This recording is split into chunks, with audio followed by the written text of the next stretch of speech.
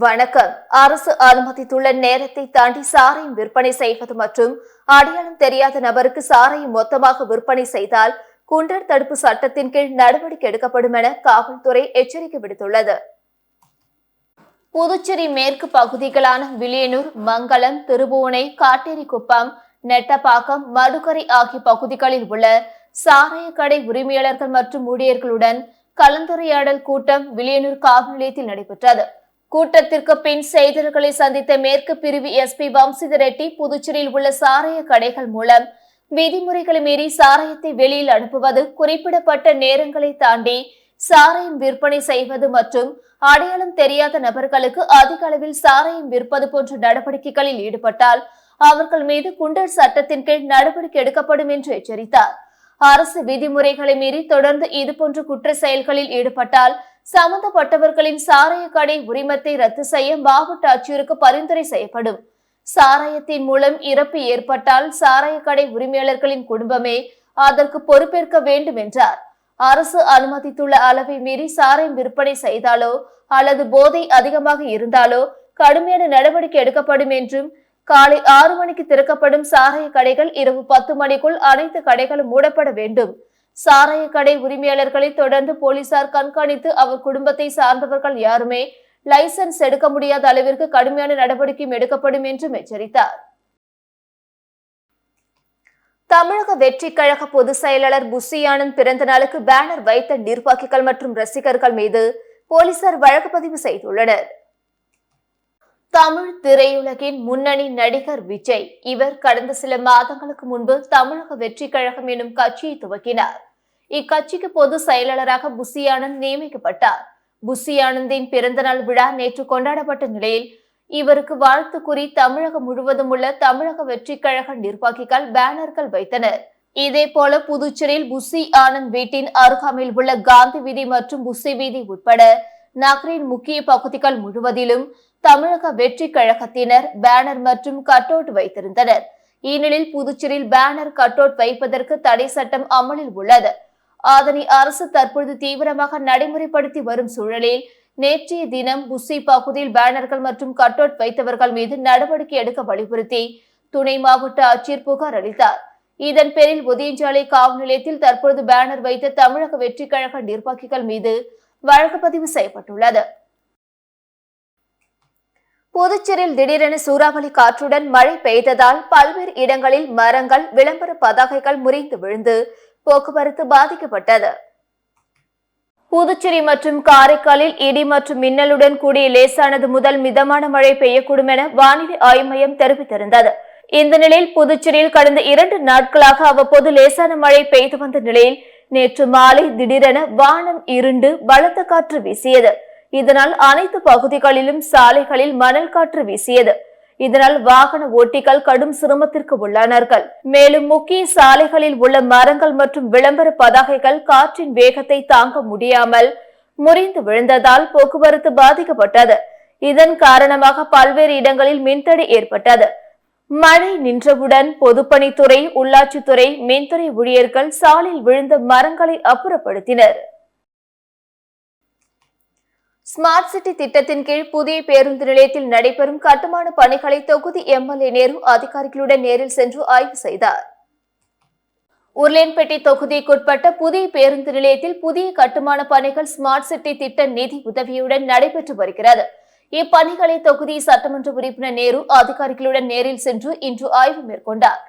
தற்பொழுது கட்டப்பட்டு வரும் பேருந்து நிலைய கட்டுமான பணிகளை விரைவாக முடித்து ஓரிரு மாதங்களுக்குள் பொதுமக்கள் பயன்பாட்டுக்கு திறந்துவிட வேண்டுமென சட்டமன்ற உறுப்பினர் நேரு அதிகாரிகளிடம் வலியுறுத்தினார். இந்த ஆய்வின் போது ஸ்மார்ட் சிட்டி திட்ட தலைமை அதிகாரி ருத்ரகவுடு, ஸ்மார்ட் சிட்டி திட்ட தொழில்நுட்ப அதிகாரி ரவிச்சந்திரன், புதுச்சேரி நகராட்சி ஆணையர் கந்தசாமி மற்றும் பொதுப்பணித்துறை அதிகாரிகள் உட்பட மனிதநேய மக்கள் சேவை மைய நிர்வாகிகள் உடனிருந்தனர். ஆடி மாதம் முதல் வெள்ளிக்கிழமை முன்னிட்டு பூக்கடைகளில் மக்கள் கூட்டம் அலைமோதியது. ஆடி மாதம் முழுவதுமே அம்மனை வழிபட்டு வேண்டி வரங்களை பெறுவதற்கு ஏற்ற காலம் என்பது இந்துக்களின் நம்பிக்கை. ஆடி மாதத்தில் நம்முடைய வாழ்க்கையில் உள்ள பிரச்சனைகள் அனைத்தும் தீர்வதற்காக வழிபட வேண்டிய முக்கியமானது ஆடி வெள்ளி. அதன்படி ஆடி முதல் வெள்ளிக்கிழமையை முன்னிட்டு புதுச்சேரியில் உள்ள பூக்கடைகளில் பூக்கள் வாங்க நேற்று மாலை கூட்டம் அலைமோதியது. பெரிய மார்க்கெட் அருகே உள்ள பூக்கடைகளில் ஏராளமானோர் பூக்களை வாங்கி சென்றனர். ஆடி வெள்ளியை முன்னிட்டு பூ விலையும் அதிகமானது. மல்லி கிலோ ரூபாய் 600க்கும், முள்ளரும்பு சாமந்தி கிலோ ரூபாய் 400க்கும் விற்கப்பட்டது. நேற்று முன்தினத்தை விட கிலோவுக்கு 50 ரூபாய் அதிகரித்து பூக்கள் விற்பனையானது. இருப்பினும் மக்கள் ஆர்வமுடன் பூக்களை வாங்கி சென்றனர். புதுச்சேரி தேங்காய்த்திட்டு மீன்பிடி துறைமுகத்தில் மீனவர் கூட்டுறவு சம்மேளன ஊழியர்கள் ஆர்ப்பாட்டம் நடைபெற்றது. புதுச்சேரி தேங்காய்த்திட்டு மீன்வளத்துறை இயக்குநர் அலுவலகம் எதிரே மீனவர் கூட்டுறவு சம்மேளன ஊழியர்கள் ஆர்ப்பாட்டம் நடத்தினர். புதுச்சேரி மாநில மீனவர் கூட்டுறவு சம்மேளன ஒருங்கிணைந்த ஊழியர்கள் சங்கம் சார்பில் தேங்காய்த்திட்டு மீன்பிடி துறைமுக வளாகத்தில் உள்ள மீன்வளத்துறை இயக்குநர் அலுவலகம் முன்பு கவனஈர்ப்பு ஆர்ப்பாட்டம் நடந்தது. கொட்டும் மழையிலும் நடைபெற்ற இந்த ஆர்ப்பாட்டத்துக்கு சங்க தலைவர் பாஸ்கர் தலைமை தாங்கினார். சங்க நிர்வாகிகள் கதிர்வேல், நடராஜன், செல்வகுமார், வீரப்பன், சம்மேளன நிர்வாகிகள் பிரேமதாசன், ரவிச்சந்திரன், ராதாகிருஷ்ணன், கிறிஸ்டோபர், சிவஞானம், செய்தி தொடர்பாளர் கலைமாமணி, நமச்சிவாயம் மற்றும் பலர் கலந்து கொண்டனர். மீன்வளத்துறையில் காலியாக உள்ள கீழ்நிலை பதவிகளில் ஒருமுறை விதிமுறைகளை திருத்தம் செய்து தகுதி வாய்ந்த சம்மேளன ஊழியர்களை கொண்டு நிரப்ப வேண்டும். மீனவர் கூட்டுறவு சம்மேளனத்தின் நிர்வாக செலவினை நிதி கொடையாக வழங்குவதை மாற்றி மீன்வளத்துறை நிதிநிலை அறிக்கையில் நிர்வாக செலவினத்தில் சேர்க்க வேண்டும் உள்ளிட்ட பல்வேறு கோரிக்கைகளை வலியுறுத்தி இந்த ஆர்ப்பாட்டம் நடைபெற்றது. புதுச்சேரி தங்கும் விடுதிகளில் தமிழக ரவுடிகள் பதுங்கி உள்ளனர் என ஒதியஞ்சாலை போலீசார் நேற்றிரவு திடீர் சோதனையில் ஈடுபட்டனர். தமிழகத்தை சேர்ந்த ரவுடிகள் போலீசாரின் நடவடிக்கைக்கு பயந்து பிற மாநிலங்களில் தஞ்சம் புகுந்து வருகின்றனர். இதற்கிடையே புதுச்சேரியில் தமிழகத்தை சேர்ந்த ரவுடிகள் பதுங்கி உள்ளதாக போலீசாருக்கு ரகசிய தகவல் வந்தது. இதையடுத்து சீனியர் எஸ்பி நாரா சைத்தன்யா உத்தரவின் பேரில் புதுச்சேரியில் உள்ள அனைத்து காவல் நிலையங்களுக்கு உட்பட்ட பகுதி தங்கும் விடுதிகளில் போலீசார் சோதனை நடத்தினர். இதன் ஒரு பகுதியாக Othiyanchalai inspector Senthilkumar, sub inspector Prabhu மற்றும் போலீசார் நேற்றிரவு அப்பகுதியில் உள்ள தங்கும் விடுதிகளில் திடீர் சோதனையில் ஈடுபட்டனர். அப்பொழுது அங்கு சந்தேகத்திற்கு இடமளிக்கும் வகையில் யாரும் தங்கி இருக்கிறார்களா என சோதனை செய்தனர். மேலும் தங்கும் விடுதிக்கு வருபவர்கள் விவரங்களை நிச்சயம் பதிவேட்டில் பதிவு செய்ய வேண்டும். தங்க வருபவர்களிடம் ஏதேனும் ஒரு அடையாள அட்டை நகலை கேட்டு பெற்றிருக்க வேண்டும் என ஹோட்டல் நிர்வாகிகளுக்கு அறிவுறுத்தினர். இதேபோல் புதுச்சேரி உள்ளிட்ட பல்வேறு பகுதிகளிலும் போலீசார் தமிழக ரவுடிகள் குறித்து சோதனையில் ஈடுபட்டனர். புதுவையில் நிகழாண்டுக்கான இளநிலை செவிலியர் பட்டப்படிப்பு நுழைவுத் தேர்வு முடிவுகள் வெளியிடப்பட்டுள்ளன. புதுவையில் 2 அரசு செவிலியர் கல்லூரிகள், 10 தனியார் செவிலியர் கல்லூரிகள் உள்ளன. இதற்கான இளநிலை 1ஆம் ஆண்டு மாணவர் சேர்க்கை +2 மதிப்பெண் அடிப்படையில் இடஒதுக்கீடு விதிமுறைகளின்படி நடைபெற்று வந்தது. ஆனால் கடந்த ஆண்டு முதல் மத்திய செவிலியர் ஆணையம் பொது நுழைவுத் தேர்வு நடத்த உத்தரவிட்டது. அதன்படி நிகழாண்டு செவிலியர் பட்டப்படிப்பு 1ஆம் ஆண்டு மாணவர் சேர்க்கைக்கான நுழைவுத் தேர்வு கடந்த ஜூலை 14ஆம் தேதி நடைபெற்றது. இதையடுத்து ஜூலை 15ஆம் தேதி விடை குறிப்புகள் வெளியிடப்பட்டன. இந்த நிலையில் தேர்வு முடிவுகள் சுகாதாரத்துறை இயக்குநர் அலுவலகம் மூலம் வெளியிடப்பட்டுள்ளது. அதன்படி தேர்வு எழுதிய மொத்தம் 1953 பேரின் பெயர் பட்டியல் மதிப்பெண்கள் அடிப்படையில் வெளியிடப்பட்டுள்ளது. புதுச்சேரிக்கு பணியிட மாற்றம் பெற்றுள்ள பிரவீன்குமார் திரிபாதி போக்குவரத்து காவல்துறையின் முதுநிலை காவல் கண்காணிப்பாளராக நியமிக்கப்பட்டுள்ளார். புதுச்சேரி காவல்துறையில் பணியாற்றி வரும் ஸ்வாதி சிங் IPS IRPN கமாண்டராக உள்ளார். இவர் கூடுதலாக போக்குவரத்து காவல்துறையின் சீனியர் எஸ்பியாகவும் பொறுப்பு வகித்து வருகிறார். இந்நிலையில் புதுடெல்லியில் இருந்து புதுச்சேரிக்கு பணியிட மாற்றம் செய்துள்ள பிரவீன்குமார் திரிபாதி போக்குவரத்து காவல்துறையின் சீனியர் எஸ்பியாக நியமனம் செய்யப்படுகிறார். ஆகையால் போக்குவரத்து காவல்துறையின் சீனியர் எஸ்பியாக இருந்த ஸ்வாதி சிங் அப்பொறுப்பிலிருந்து விடுவிக்கப்பட்டுள்ளார். இதற்கான ஆணையை கவர்னரின் உத்தரவின் பேரில் தலைமை செயலர் சரத் சவுகான் வெளியிட்டுள்ளார். அரியாங்குப்பம் ஸ்ரீ முத்துமாரியம்மன் ஆலய சடல் திருவிழாவை முன்னிட்டு சாகி வார்த்தல் நிகழ்ச்சி சேர்மன் ஆனந்தன் முன்னிலையில் நடைபெற்றது. அரியாங்குப்பம் சுப்ராய பிள்ளை வீதியில் எழுந்தருளி இருக்கும் அருள்மிகு ஸ்ரீ முத்துமாரியம்மன் திருக்கோவில் 35ஆம் ஆண்டு சடல் தேர் திருவிழா சாகி வார்த்தல் நிகழ்ச்சியுடன் தொடங்கியது. முன்னதாக மங்கள இசையுடன் தொடங்கிய நிகழ்ச்சியில் அம்மனுக்கு அபிஷேக ஆராதனைகள் செய்து ஆற்றங்கரைக்கு சென்று புனித நீர் திரட்டி பூங்கரகம் அலங்கரித்து வீதி உலா வந்து அம்மனுக்கு புனித நீரால் அபிஷேகம் மற்றும் பால், தயிர், சந்தனம், பன்னீர், இளநீர், பஞ்சாமிர்தம், தேன், இவைகளால் அபிஷேகம் செய்து அம்மனுக்கு பக்தர்கள் எடுத்து வந்த கூழ் குடத்திற்கும் தீபார்த்தனை காண்பிக்கப்பட்டு கஞ்சி மற்றும் கூழ் ஊற்றுதல் நிகழ்ச்சி நடைபெற்றது. இதில் சிறப்பு அழைப்பாளராக அரியாங்குப்பம் கொம்யூன் பஞ்சாயத்து முன்னாள் சேர்மன் ஆனந்தன் கலந்து கொண்டு சாமி தரிசனம் செய்து கஞ்சி மற்றும் கூழ் ஊற்றுதல் நிகழ்ச்சியை தொடங்கி வைத்தார்.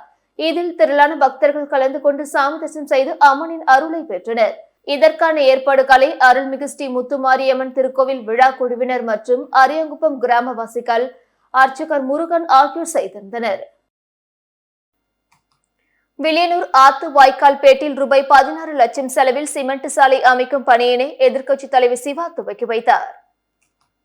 புதுச்சேரி வில்லியனூர் சட்டமன்ற தொகுதிக்குட்பட்ட ஆத்து வாய்க்கால் பேட்டில் விடுபட்டுள்ள பிரதான சாலைக்கு புதுச்சேரி அரசு ஆதிதிராவிட நலம் மற்றும் பழங்குடியின நலத்துறை மூலம் ரூபாய் 16,41,000 மதிப்பீட்டில் புதிய சிமெண்ட் சாலை அமைக்கும் பணிக்கான பூமி பூஜை நிகழ்ச்சி இன்று நடைபெற்றது.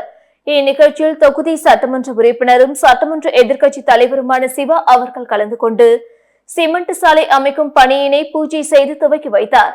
இந்நிகழ்ச்சியின் போது ஆதிதிராவிட நலத்துறை இயக்குநர் இளங்கோவன், ஊர் முக்கியஸ்தர்கள், திமுக நிர்வாகிகள் திரளாக உடனிருந்தனர்.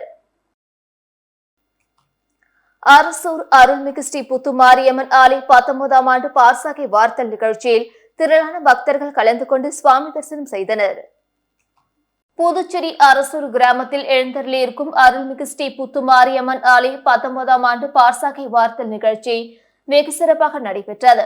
முன்னதாக நேற்று காலை அம்மனுக்கு விக்னேஸ்வர பூஜை, மகா கணபதி ஹோமம், விசேஷ அபிஷேக ஆராதனை, பிரசாதம் வழங்கும் நிகழ்ச்சியும், அதனைத் தொடர்ந்து இன்று காலை கரக வீதி உலா நிகழ்ச்சி நடைபெற்றது.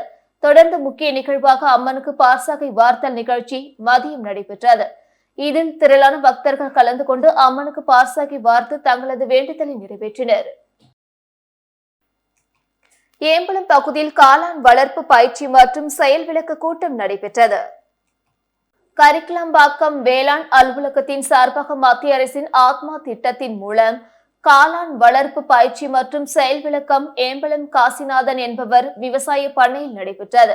இந்த காளான் வளர்ப்பு பயிற்சி முகாமை வேளாண் அலுவலர் தினகரன் தொடங்கி வைத்து காளான் வளர்ப்பு முக்கியத்துவம் மற்றும் அதன் பயன்கள் பற்றி எடுத்து கூறினார். விவசாயி காசிநாதன் காளான் வளர்ப்பில் பின்பற்ற வேண்டிய செயல் விளக்கம், வழிமுறைகள், செய்முறை மற்றும் அதை எவ்வாறு பாதுகாத்து அறுவடை செய்து விற்பனை செய்வது என்பது குறித்து விளக்கமுறையாற்றினார். முன்னதாக கால்நடை மருத்துவர் செல்வமுத்து அனைவரையும் வரவேற்று பேசினார். இந்த முகாமிற்கு நத்தமேடு, ஏம்பலம், புதுக்குப்பம் ஆகிய பகுதியை சேர்ந்த 20க்கும் மேற்பட்ட விவசாயிகள் கலந்து கொண்டு பயன்பெற்றனர். இந்த முகாமின் முடிவில் கலந்து கொண்ட விவசாயிகளுக்கு அனைவருக்கும் காளான் இலவசமாக வழங்கப்பட்டது. வங்கக்கடலில் ஏற்பட்டுள்ள குறைந்த காற்றழுத்த தாழ்வு மண்டலத்தின் காரணமாக விழுப்புரம் மாவட்ட கடலோர பகுதிகளில் பலத்த காற்றுடன் கூடிய கனமழை பெய்து வருகிறது. வங்கக்கடலில் ஏற்பட்டுள்ள குறைந்த காற்றழுத்த தாழ்வு மண்டலத்தின் காரணமாக தமிழகம் மற்றும் புதுச்சேரி பகுதிகளில் கனமழை மற்றும் மிதமான மழை பெய்யும் என இந்திய வானிலை மையம் அறிவித்திருந்த நிலையில் விழுப்புரம் மாவட்டம் ஆரோவில் மற்றும் அதனை சுற்றியுள்ள பகுதிகளான வானூர், இரும்பை, திருச்சிற்றம்பலம், மொரட்டாண்டி, பட்டானூர், முதலியார்சாவடி, இடையஞ்சாவடி உள்ளிட்ட பல்வேறு பகுதிகளில் மேகம் இருள் சூழ்ந்து காணப்பட்ட நிலையில் பலத்த காற்றுடன் கூடிய கனமழை பெய்தது. புதுச்சேரியில் மின்கட்டண உயர்வை கண்டித்து ஆம் ஆத்மி கட்சி நிர்வாகி கோவணம் கட்டிக்கொண்டு மின்கட்டணத்தை செலுத்திய சம்பவம் பரபரப்பை ஏற்படுத்தியுள்ளது. புதுச்சேரியில் கடந்த மாதம் மின்கட்டணம் உயர்த்தி அறிவிக்கப்பட்டது. இதில் வீடுகளுக்கான மின்கட்டணம் 45 பைசா முதல் 75 பைசா வரை உயர்த்தி அறிவிக்கப்பட்டு இருந்தது. இதற்கு அதிமுக உட்பட பல்வேறு அரசியல் கட்சியினர் மற்றும் பொதுமக்கள் கடும் எதிர்ப்பு தெரிவித்தனர். இந்த நிலையில் மின்கட்டண உயர்வுக்கு எதிர்ப்பு தெரிவிக்கும் வகையில் ஆம் ஆத்மி கட்சியின் நிர்வாகி சுந்தரராஜன் என்பவர் வம்பாக்கீரப்பாளையம் பகுதியில் உள்ள மின்துறை தலைமை அலுவலகத்தின் மின்கட்டணம் செலுத்தும் இடத்திற்கு கோவணத்துடன் வந்து மின்கட்டணத்தை செலுத்தினார். மேலும் மின்கட்டண உயர்வால் நடுத்தர மக்கள் மிகவும் பாதிக்கப்படுவதாகவும் குற்றம் சாட்டியுள்ளார். மற்ற மாநிலங்களில் இருக்கும் இலவச மின்சாரத்தை புதுச்சேரியில் கொண்டு வர வேண்டுமென வலியுறுத்தி அரை நிர்வாண போராட்டத்தில் ஈடுபட்டார். இதனால் அப்பகுதியில் சிறிது நேரம் பரபரப்பு ஏற்பட்டது. இத்துடன் செய்திகள் நிறைவடைந்தன. வணக்கம்.